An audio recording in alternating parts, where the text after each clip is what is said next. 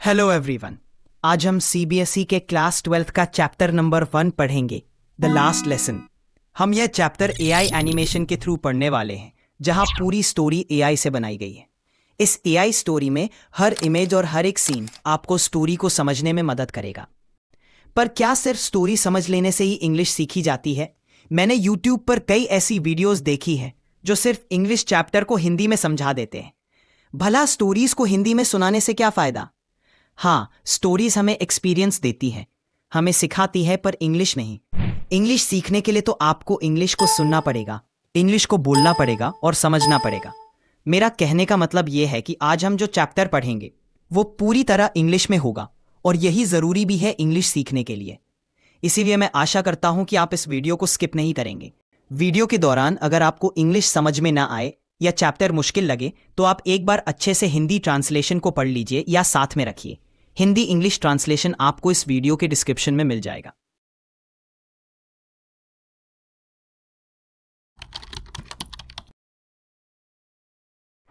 ये चैप्टर उस समय लिखा गया था जब फ्रांस फ्रैंको प्रूशियन वॉर 1870-81 में हार गया था।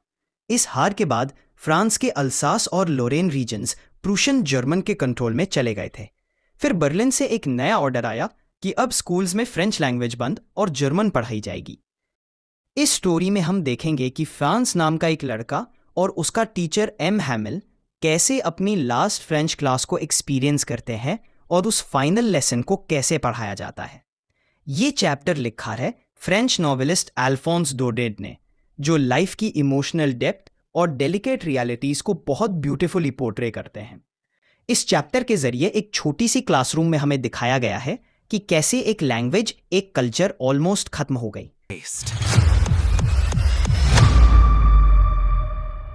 और कैसे एक फाइनल क्लास हमेशा याद रखने लायक सबक बन गई।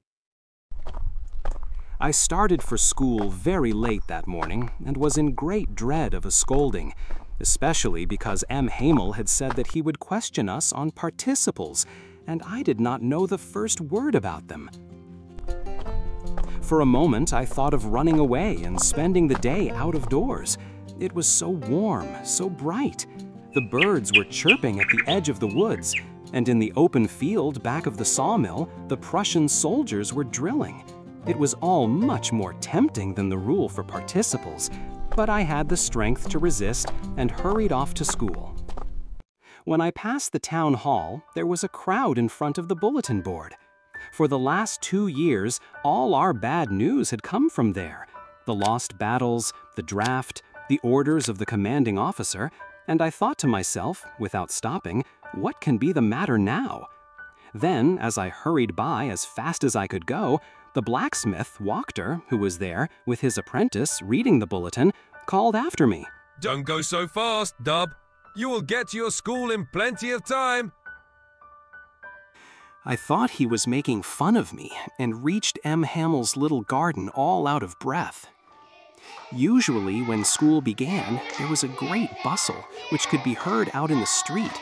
The opening and closing of desks, lessons repeated in unison, very loud, with our hands over our ears to understand better, and the teacher's great ruler rapping on the table.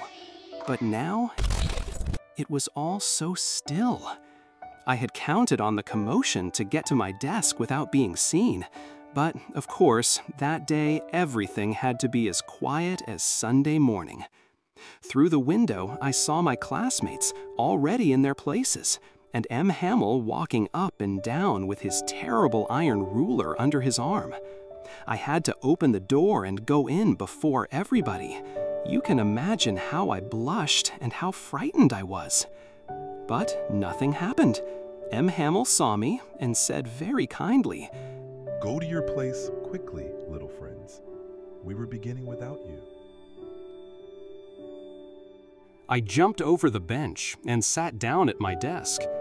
Not till then, when I had got a little over my fright, did I see that our teacher had on his beautiful green coat, his frilled shirt, and the little black silk cap, all embroidered, that he never wore except on inspection and prize days. Besides, the whole school seemed so strange and solemn. But the thing that surprised me most was to see on the back benches that were always empty, the village people sitting quietly like ourselves. Old Hauser with his three-cornered hat, the former mayor, the former postmaster, and several others besides. Everybody looked sad, and Hauser had brought an old primer, thumbed at the edges, and he held it open on his knees with his great spectacles lying across the pages.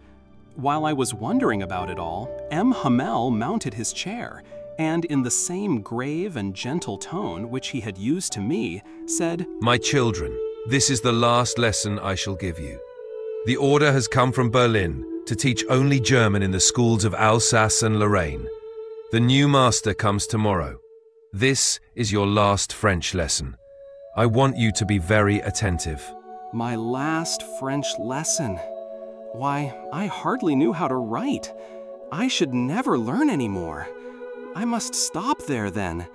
Oh, how sorry I was for not learning my lessons, for seeking birds' eggs or going sliding on the Saar. My books, that had seemed such a nuisance a while ago, so heavy to carry, my grammar and my history of the saints, were old friends now that I couldn't give up. And Hamel too. The idea that he was going away, that I should never see him again, made me forget all about his ruler and how cranky he was. Poor man. It was in honor of this last lesson that he had put on his fine Sunday clothes. And now I understood why the old men of the village were sitting there in the back of the room. It was because they were sorry too, that they had not gone to school more. It was their way of thanking our master for his 40 years of faithful service and of showing their respect for the country that was theirs no more. While I was thinking of all this, I heard my name called. It was my turn to recite. What would I not have given to be able to say that dreadful rule for the participle all through, very loud and clear and without one mistake? But I got mixed up on the first words and stood there holding onto my desk, my heart beating and not daring to look up. I heard Hamel say to me, I won't scold you, little Franz. You must feel bad enough. See how it is. Every day we have said to ourselves, Bah, I've plenty of time, I'll learn it tomorrow, and now you see where we've come out. Ah, that's the great trouble with Alsace. She puts off learning till tomorrow. Now those fellows out there will have the right to say to you, how is it you pretend to be Frenchmen, and yet you can neither speak nor write your own language? But you are not the worst, poor little Franz. We've all a great deal to reproach ourselves with. Your parents were not anxious enough to have you learn. They preferred to put you to work on a farm or at the mills, so as to have a little more money. And I've been to blame also. Have I not often sent you to water my flowers instead of learning your lessons? And when I wanted to go fishing, did I not just give you a holiday? Then, from one thing to another, Miss Hamel went on to talk of the French language, saying that it was the most beautiful language in the world, the clearest, the most logical, that we must guard it among us and never forget it, because when a people are enslaved, as long as they hold fast to their language, it is as if they had the key to their prison. Then he opened a grammar and read us our lesson. I was amazed to see how well I understood it. All he said seemed so easy, so easy. I think, too, that I had never listened so carefully, and that he had never explained everything with so much patience. It seemed almost as if the poor man wanted to give us all he knew before going away, and to put it all into our heads at one stroke. After the grammar, we had a lesson in writing. That day, Hamel had new copies for us, written in a beautiful round hand. France, Alsace, France, Alsace. They looked like little flags floating everywhere in the schoolroom, hung from the rod at the top of our desks. You ought to have seen how everyone set to work and how quiet it was. The only sound was the scratching of the pens over the paper. Once some beetles flew in, but nobody paid any attention to them, not even the littlest ones, who worked right on tracing their fishhooks, as if that was French too. On the roof, the pigeons cooed very low. and I thought to myself, will they make them sing in German, even the pigeons? Whenever I looked up from my writing, I saw M. Hamel sitting motionless in his chair and gazing first at one thing, then at another, as if he wanted to fix in his mind just how everything looked in that little schoolroom. Fancy. For 40 years he had been there in the same place, with his garden outside the window and his class in front of him, just like that. Only the desks and benches had been worn smooth. The walnut trees in the garden were taller, and the hop vine that he had planted himself twined about the windows to the roof. How it must have broken his heart to leave it all, poor man, to hear his sister moving about in the room above, packing their trunks, for they must leave the country next day. But he had the courage to hear every lesson to the very last. After the writing, we had a lesson in history, and then the babies chanted their ba, bee, bee, bo, boo. Down there at the back of the room, old Hauser had put on his spectacles and, holding his primer in both hands, spelled the letters with them. You could see that he too was crying.